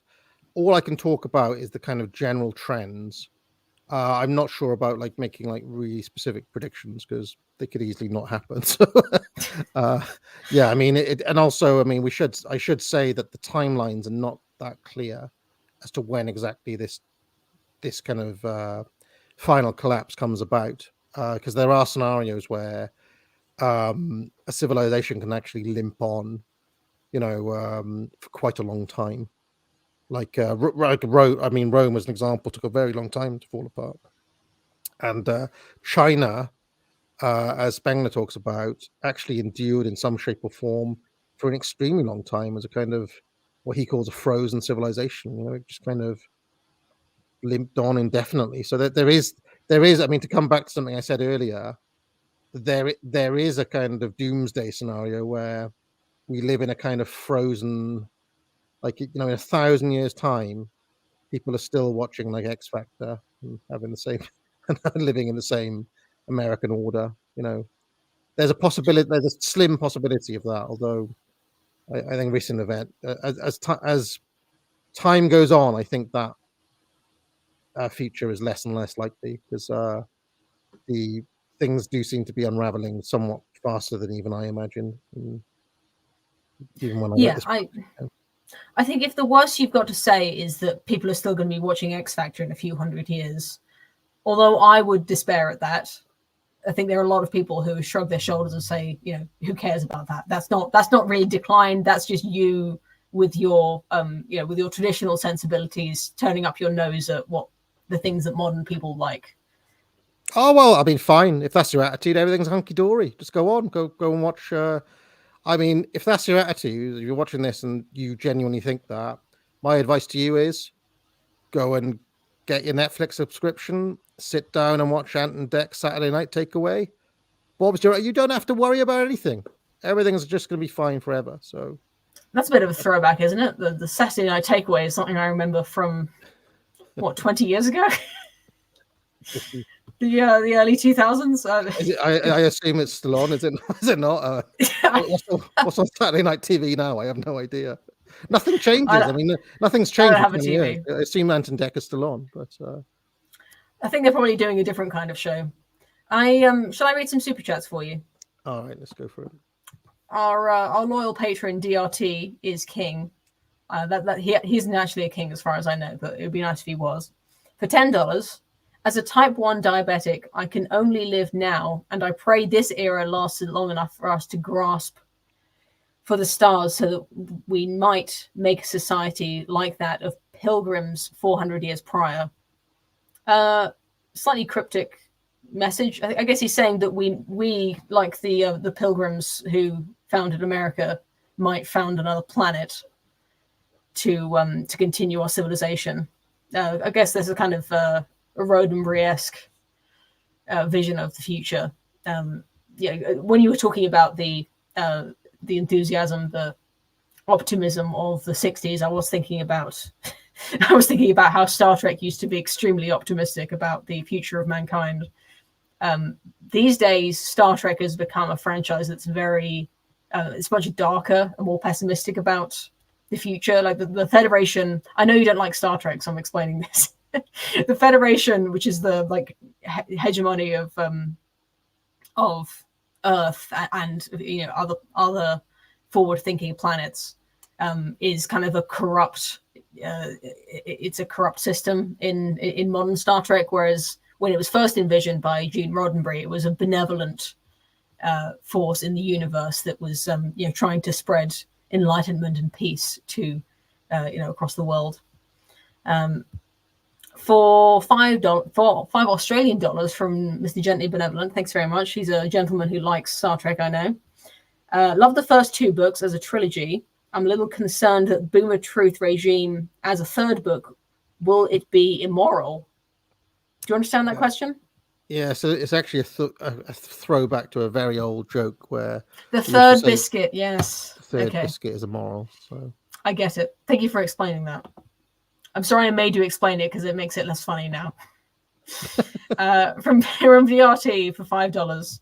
If you want to raise your kids to be giants, feed them Mongol steppe nomads, as they're giants among men, let alone East Asia. thanks for the advice. I don't know where to get those, but we'll have a look. Thoughtful interview. Cheers. As just a little tip from Sam153. Thanks very much, Sam. I think those are Canadian dollars. Nice to see people all over the globe watching this. This has been a very successful stream, by the way. We've got over 300 viewers, which is probably small potatoes for you, Mr. AA, but I'm pretty pleased with myself anyway. I do have, if you frequently stream for 3 hours, so I won't feel too bad about taking your time. If you do have some time, I'll share one more thing with you. I've actually, throughout our acquaintance over the years, we've had actually scant little time to talk one-on-one for me to pin you down on our past disagreements. Okay. And I wanted to ask this long-standing, I guess, argument. Just like a typical woman, I hold a grudge from arguments we had years ago. And when you were writing your first book, which is also one I enjoyed, The Populist Delusion, buy it now from all good booksellers. We had a disagreement about emergent order, yes. the prevalence of what is it that shapes the currents of our times, our the things that happen that apparently spring up as if by coincidence, from the populist delusion. To briefly summarize, is a book about elite theory, the idea that that all political change occurs because of the actions taken by elites, by the ideas shaped by the elites, and the idea that any democracy and populism, sort of the common people's opinions matter for anything, or that they can plan anything on their own without the intervention of elites, is it's a delusion, as the title suggests. With the contrasting, but perhaps not as much as it may sound like it is, to this idea of emergent order. And I'd like to put it to you that this cyclical view of history that is not planned by anyone, there's no one engineering specifically who wants the decline of the society. It's just people going about their own, pursuing their own interests, under the material conditions that were given to them, that they were born into, creates this pattern of rise and fall. And that there's, we're not in decline because someone wants it to happen specifically or is planning it. Although I do understand that the elites do have their own purposes and their own intentions and their own interests that they are pursuing. The overall effect is emergent, I would argue. What would you say to that? I think I understand what you're saying. I mean, there is a kind of mysterious. There is a kind of mystery to this as to why it happened. I mean, I do think that I wouldn't want to say that just because there's this general pattern of rise and fall all through history, that means that individual leaders don't have agency to do otherwise, right? And this is kind of what I talk about at the end, and when we talk about Caesarism and so on. It takes a lot of will, I suppose, to do something different and or to go against the general current. And I think that many of our leaders today, for some reason, do seem to go along with a kind of managed decline, which almost seems, at times it seems deliberate, but at other times it's maybe they're just kind of part of a general kind of zeitgeist or moment, as in maybe they can't do otherwise. Maybe the incentives and constraints in front of them are such that it's very difficult. It takes heroic will to do otherwise, right? It's much easier to just kind of, try to prop up an ailing pension system with mass immigration, for example, or I don't know, kick the can down the road, or take bribes and be a corrupt senator, which is, most of them. It's easier to kind of just lean into the current of the time than to go against it. To the extent where, when the people who do lean against the current of a time come about, we remember them for hundreds of years because they tend to be called great men in the Carlylean sense. And in a strange way, this actually, how can I put it? The kind of Tony Blair view of history, which is the progressive one, does also encourage a kind of Forrest Gump view of history where we're all just kind of currents we're all like little ants or something getting swept in a way by the broad torrent of the future, right? There's this great steam train and there's no choice really. The only choice is you get on the steam train and you get left behind. That's how Tony Blair talks. And for many people, it's easy to embody that frame because it's kind of like going with the flow. To go against the flow takes, like I said, great effort. But those people do come in history. Whether there's one on the horizon, I don't know. I doubt it. So, I think figures in recent history, you can argue about whether it's been astroturfed, but certainly the figures who we celebrate now, who are celebrated in the mainstream, are people like Martin Luther King, who were certainly not conservative or reactionary. He wasn't. I think the point of the populist delusion is that Martin Luther King was not a populist figure who was embodying the spirit of the masses. That this was civil rights were a change that were wanted by the elites, yes. And they needed this figure to sort of pretend to embody or whether he really believed that he did even, but he was a useful tool for the elites to enact the changes they wanted. He was pushing an open door. One of my slogans over the years: if you're pushing an open door, you are not a radical. Probably a much easier example is Greta Thunberg, right? I mean, I don't know if anybody. I mean, I do not doubt the sincerity of Greta Thunberg.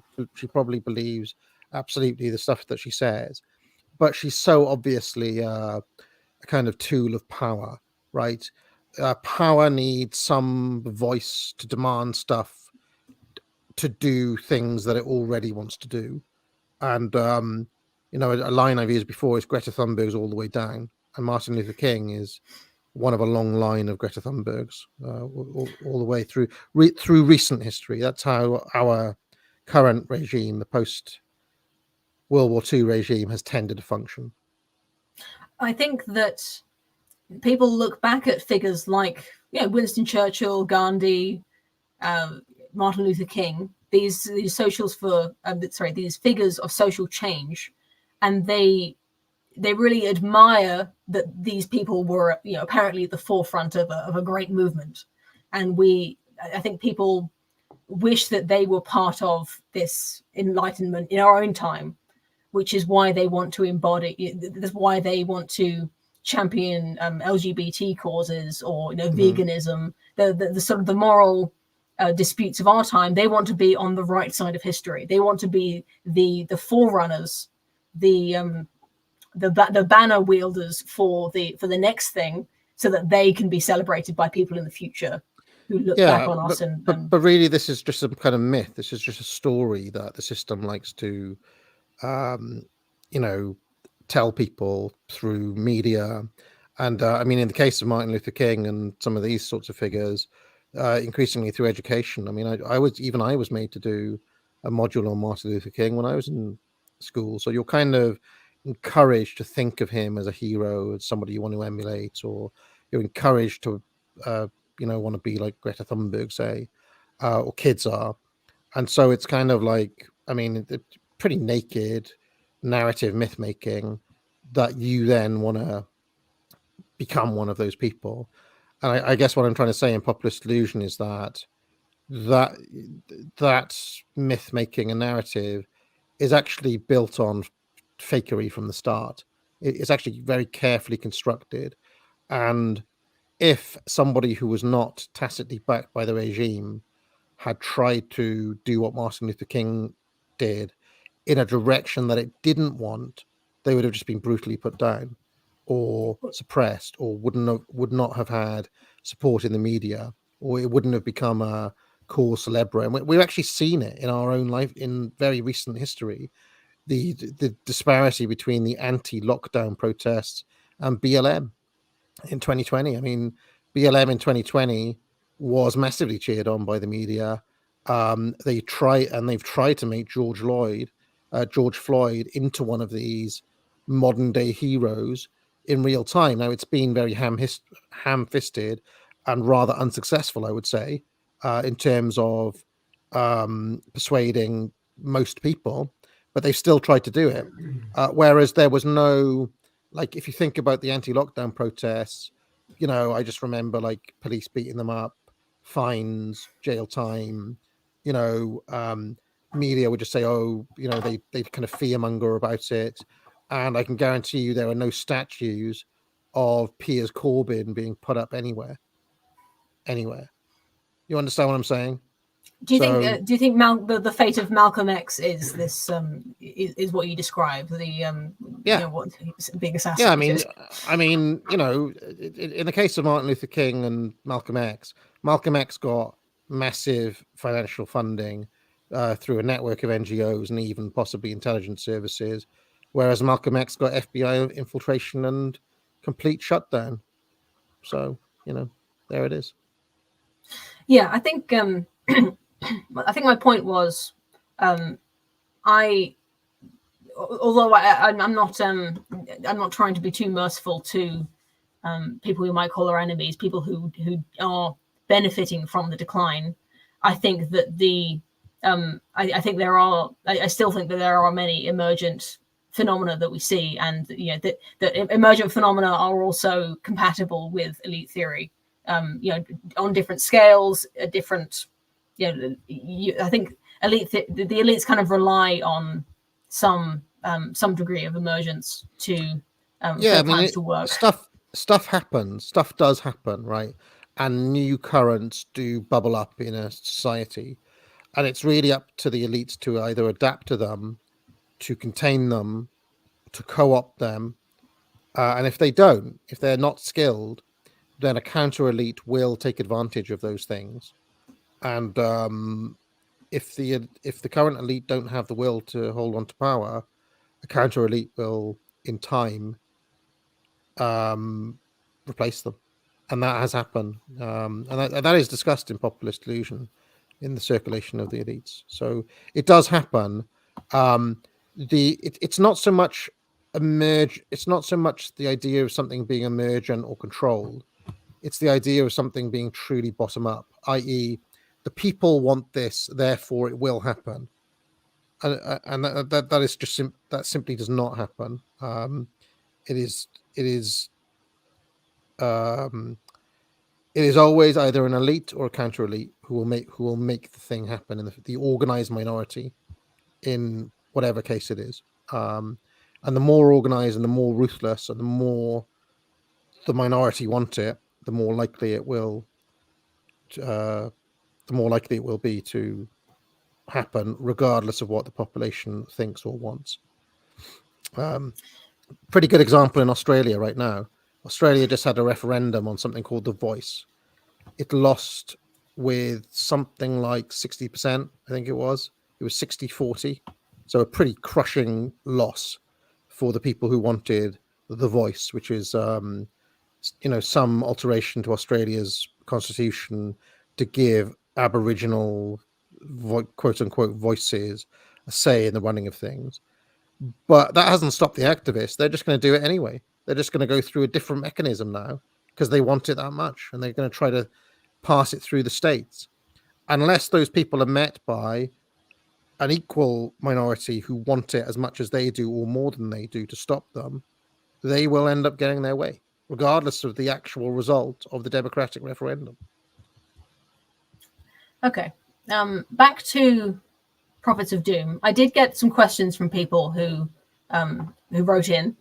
Some of them were optimistic that there was still something we could potentially do, or something we could look out for, that would slow the decline, or perhaps either to delay the decline or to look for signs of the next civilization either growing in parallel or sort of looking into the future. People wanted to know, is there a way out, or are we doomed?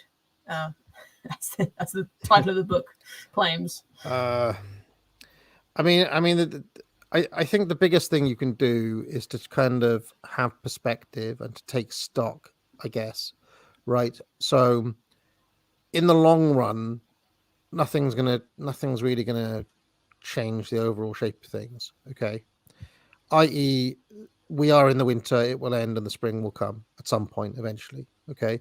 Nothing you can do can actually stop that. But what you can do is, being aware of those facts, you can then start asking, well, what can we do, right? And there are many things. There are many things that you can start doing now. The thing is that even if let's just pretend there was a revolution and all of us took over, right? We all took over. That wouldn't necessarily mean that the decline would be arrested, right? Wouldn't necessarily mean that we still don't see out the winter and the spring would come. Do you understand what I'm saying? And because the scales of time are so large that I'm talking about in the book, we'll probably not see these events play out even in our lifetimes. I mean, it's very hard to know. So given that overall kind of civilizational picture, you then have to think, well, what is the best area to put my efforts into, right? And I mean, people will disagree on that. People will disagree on, some people think we should concentrate on local politics. Some people think we should try to take over national parties. Some people think that we should actually just go home and start like digging in our gardens. These are all answers of friends of ours, as you well know. I'm just a scholar, Poe. I have no idea. All I can do is to try to give people as accurate a picture of where we are and how we've got here, and what needs to be done ultimately in terms of our mental. Because I really do believe it's about a kind of a mental strength and spirit that needs to change before anything can change. And I just don't know. Many days I think that the idea of waking up the masses, the idea of shaking people out of their apathy, the idea of any of that sort of stuff, I honestly think is kind of futile. I mean, it goes back to what we were talking about earlier on. What about the person who just shrugs their shoulders and says, so what? I mean, that has been the reaction of most people. And that's kind of, let's face it, that's what the entire boomer generation did. I'm all right, buddy. I don't care. I mean, I remember having conversations with people who are in their 60s and 70s who they've openly said, oh, you guys are a bit buggered, aren't you? But, I'll be all right because I'll be dead by then. And that is very much a kind of boomer. I think that's a very kind of typically boomer attitude towards things. But that's subtly, that is different to saying to say like, okay, we're all going to hell in a handbasket and I don't care.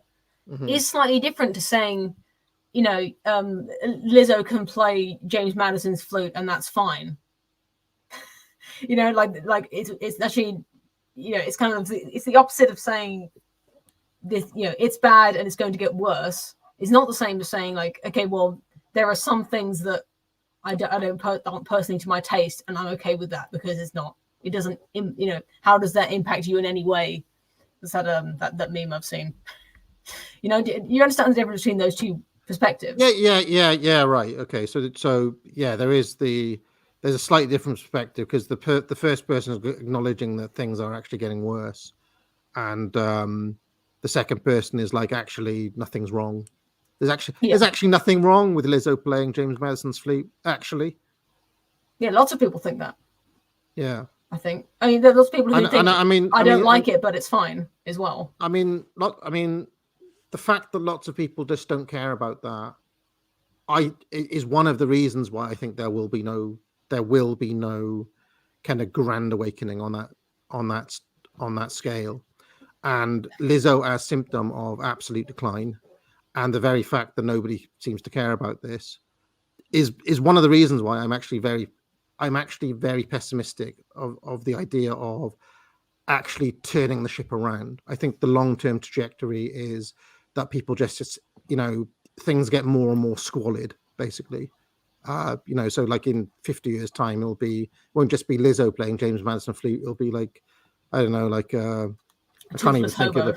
I kind of Lizzo in a wheelchair, openly paedophile playing the flute or whatever. I'm just trying to think of something even worse, and even less people will care, and this is ultimately how things fall apart, because what will happen is that not everybody in the world has the same mindset as that, and eventually people will care so little that those other groups who are moving in at rapid rates will just take over at some point. And when that happens, that's the end of it.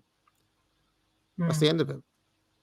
And and I've said before, I think it'll probably take a period of actual suffering to turn things around for most people, because everybody's just too comfortable at the moment that they just don't have to care about anything. So I guess that's what I was getting at earlier, where it's the suffering that is the transformational. That's the catalyst for the new civilization, the new gods, the new fear, the new spark is triggered by this sort of period of suffering. But when that suffering isn't really in sight, seeing Lizzo playing a flute that's not suffering. It's not pleasant. No, but that's not the kind of suffering that produces a new Caesar. No, and it's possible, of course, that even the suffering won't avail anything, and it's also possible, of course, that it won't be a period of suffering, because it'll just be like total wipeout. That's happened before as well. So, nuclear holocaust, or just extinction, or maybe there's a future where the progressives get their kind of Karamak future, where everybody just race mixes indefinitely, so there are no races anymore, so everybody's just a kind of nondescript mix, and all of humanity now is just this kind of vaguely ethnic person. That's a possible future too. All of these things are on the table. I don't know how it will I don't know how it will play out, but I think I've given, in the two books, I think I've given people an idea of the sort of things they could do. But I was just going to say, there's a niche internet cartoon I'm not going to name, but if you've watched it, you might know what I'm talking about. I know you've watched it, AA, where to begin with, the characters in the cartoon are kind of alt-right, kind of like an alt-right South Park, I used to tell people. To begin with, they're all about red pilling the normies. Is their aim is to bring normal people, bring to the attention of normal people the decline, the danger that we're in, and the truth. To force red pills down people's throats until they realize what's going on. And over the years that this cartoon was being produced, the goals of the characters kind of changed, and the recurrent theme of it is being completely black-pilled, and the more you learn, the more hopeless it seems that we even have a future, that everything that we, even if we continue limping along like the fat humans in Wall-E, the things that we really cherish about our civilization are not going to last for much longer.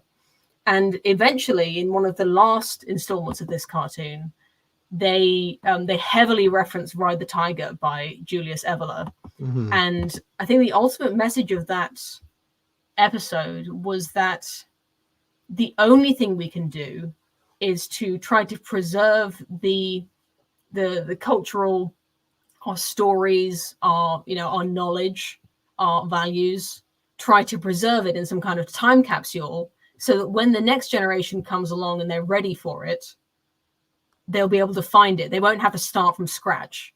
They'll have the schematics for how to make an LED, for example. Maybe a little bit higher aspirations than that. But there's a book called Canticle for Leibowitz that documents the some post-apocalyptic monastery where they found an electronics textbook that they think is some kind of ancient scripture.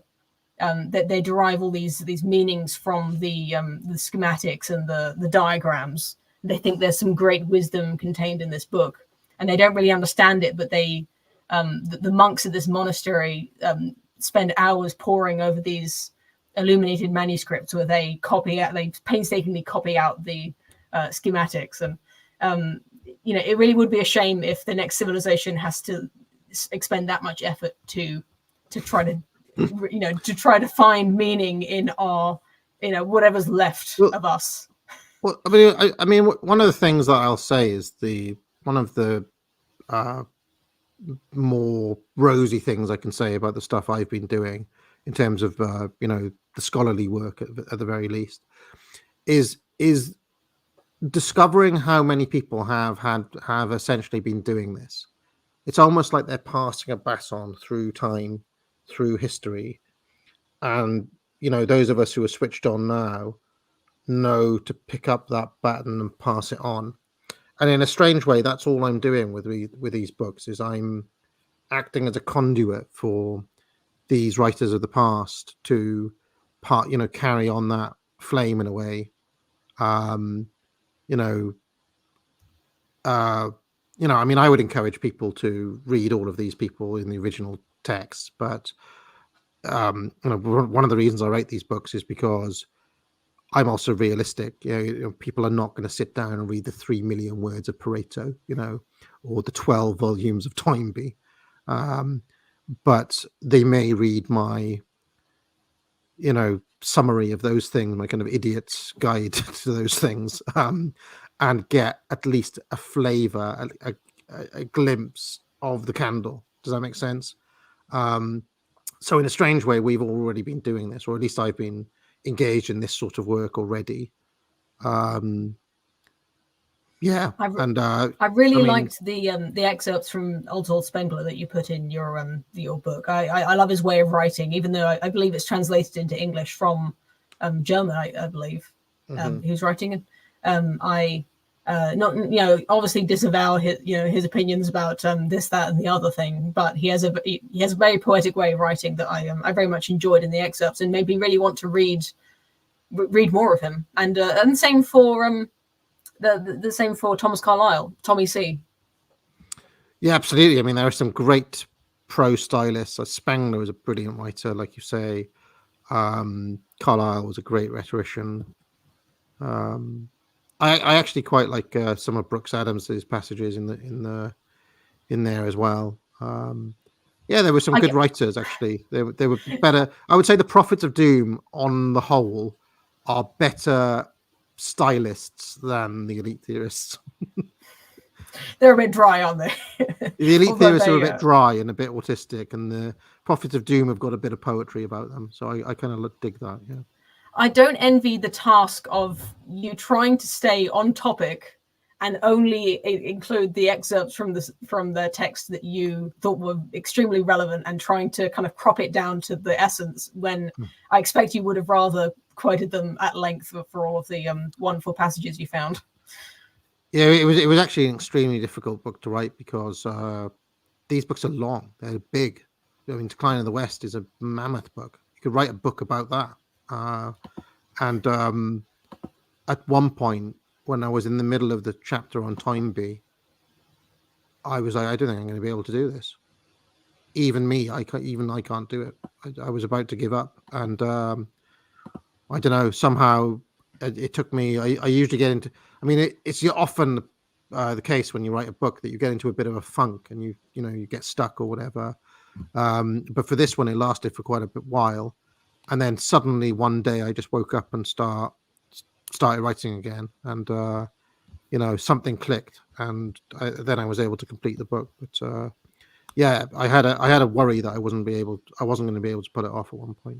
So yeah, I think that's the biggest obstacle for anyone trying to produce anything, is that your enthusiasm and your motivation has to last for as long as it takes to create that thing. And the bigger the project, it's almost like the well of inspiration dries up when you get halfway through and all your projects are half finished. But you seem to be one of those rare kinds of people who's able to actually finish their passion projects. I'm very glad that you have. Speaking of which, I will let you go. I guess my final question is about Boomer Truth Regime. Is that the third in the trilogy? Yes, yeah. How's it going? Is it finished? When can we read it? I haven't even started researching it yet. Well, I've started researching it, but I still haven't even finalized what the chapters are going to be and what I'm going to write on.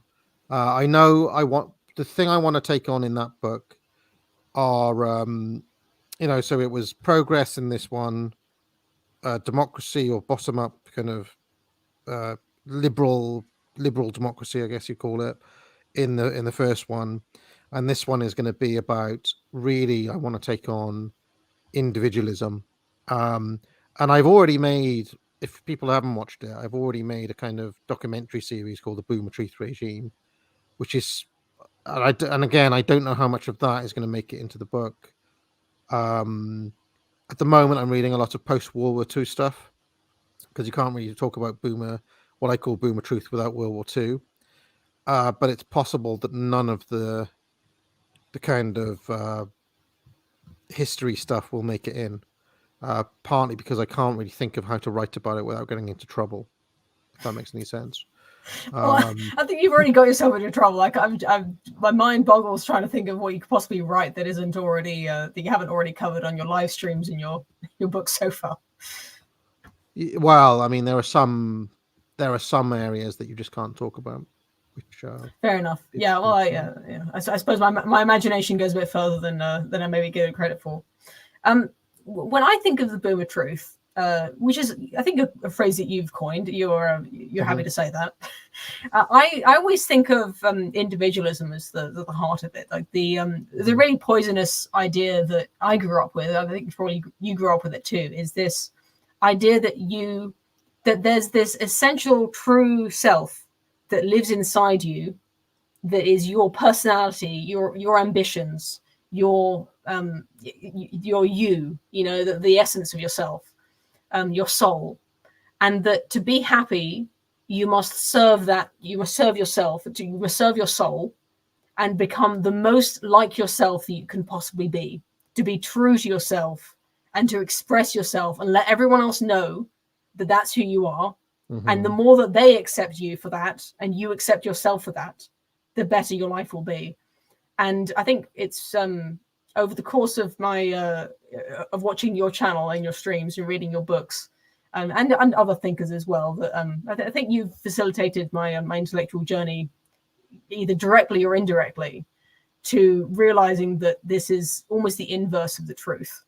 And that it's really by being part of, it's your connections to other people, their respect for you, the way that you can benefit those people, the way that you can fit in, to use a very unboomerish phrase, like to do your best to fit in with others, while being honest as well, is that's where we're really lacking in the modern world, at least. It's like, if there is a pendulum that goes back and forth in terms of cultural ideas, this Boomer Truth has really pushed us very far to one end, where to have any expectations on other people is tyrannical, and to impose any restrictions on your own true self is self-harm. Have I got that right? I absolutely. But there's also a kind of strange paradox within it as well, because on paper everybody is encouraged to be this individual. I need to go to I don't know, Thailand, man, to find myself. The whole idea of the gap year or whatever. I need to find myself. But at the same time, it's also crushingly conformist. So there's a strange paradox where everybody is encouraged to be an individual, but actually everybody ends up being just the same. and the true characters, the true kind of, because I've always loved eccentrics and things like that, but the modern system, like, I can't really create eccentrics because everything just kind of turns into this generic sludge. So it's like you're encouraged to be, oh, you really become your true self, okay? Oh, right, your true self is becoming a blue-haired lesbian like the other four people right next to you. Do you understand what I'm saying? Or and this is something that I'm not actually sure how to articulate yet. It's still very much in the gestation period, but this is the sort of thing I want to be hammering in Boomer Truth Regime. Like for example, in the videos, I talked about how when I was growing up, a lot of the people in the culture, the popular culture, were what I called Gen X Darias. They were deadpan snarkers, like the Bill Murray Ghostbusters type, or Blackadder in this country. Everybody was encouraged to be a bit kind of snarky, a bit kind of deadpan, Irreverent. irreverent, but a quip for every occasion, and a kind of natural cynicism. Okay. But then you realize the aggregate effect of this. And so, okay, I'm a real individual because I have these characteristics, but these characteristics are literally the same as everybody else's. Do you understand? It's like the extent to which you're an individual is already kind of foreclosed. I mean, I'll always go back to the Ruber quote. I'm an individual because I listen to Pink Floyd. Like, he was thinking, well, all of his classmates were listening to Adam and the Ants or whatever in 1983. He was an individual because he listened to Pink Floyd instead. But the very fact that he's making the statement and the very way that he's doing it is entirely typical of everybody of his generation. And he can't see that. And yet he will buy a ticket and go and see Pink Floyd and will literally be in the stadium with literally 10,000 people exactly like him who've made exactly the same choice and told themselves that they're an individual because they listen to Pink Floyd. Do you understand what I'm saying? I think you should start bringing up Ruba as an example because it sounds like he just what the kids say is rent free. I think you've probably mentioned him a lot more frequently than he's mentioned you in the last few years. But apart from that, yes, of course I understand. Yeah, I'm looking forward to Boomer Truth Regime, and of course I have my period of identifying as a snarky Gen X Daria, as we all did. Thanks very much for coming on, and I hope I can bring you on next time you write a book or otherwise do something noteworthy. Yeah, I mean, it might be at the rate I'm going at the moment, it might be a wait because for some reason I'm not. There's a very long process it takes to actually write a book, the gestation process. So I don't actually know when. It may actually end up being 2025. I can't promise anything, but we'll see. I was under the impression that you were writing this, from the moment, or maybe you took an afternoon off. But I had the impression that you started writing this the moment you put down the which is a while ago. I started researching, but this book is a lot more difficult because I had with both Prophets of Doom and the other ones, I have authors. Oh, these are my 10 authors. These are my 8 authors. Don't forget, I have an English background, so it's like, oh, I've got my text, and I feel safer because I've got the text. This book, I don't have a text. I don't have authors. I've just got a set of vague ideas, and so it's been much more difficult to know where to start really with it. So we'll see. I will write wishing it you luck. Yeah. Good.